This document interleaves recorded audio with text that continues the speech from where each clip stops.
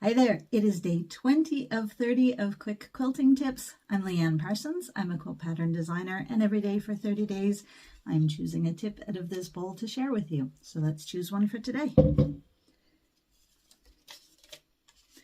Today's tip says leaders and enders. So this one is kind of a sneaky way of making an extra scrap quilt, usually a scrap quilt, while you're working on other projects. And it's going to be best described with something that I can grab right here, because I keep these next to my machine.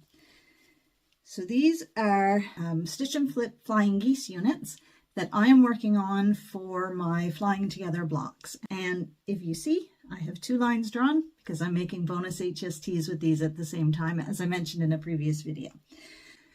So leaders and enders is something that you do when you're chain piecing units for your quilt. So if you've ever had, when you start stitching, you get like the thread ends up making like a bird's nest on the back of your fabric, or the first stitch kind of the needle pushes the fabric down into the throat plate and the machine kind of eats it.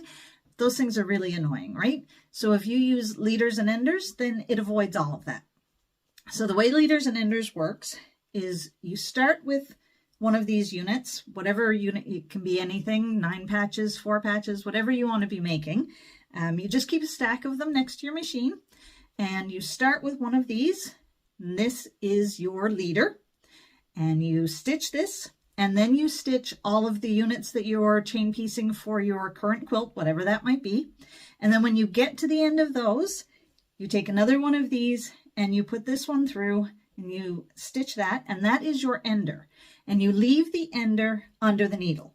You cut the stitches between the ender and the last of the chain pieced units, and you take those and you press them, get them ready for the next step, whatever you have to do. And then you come back to chain piece the set again. The ender that you left under your needle is now your leader, and you simply start piecing, chain piecing those units all again. And when you get to the end, you take another one of these and you put that through, and again, that is your ender.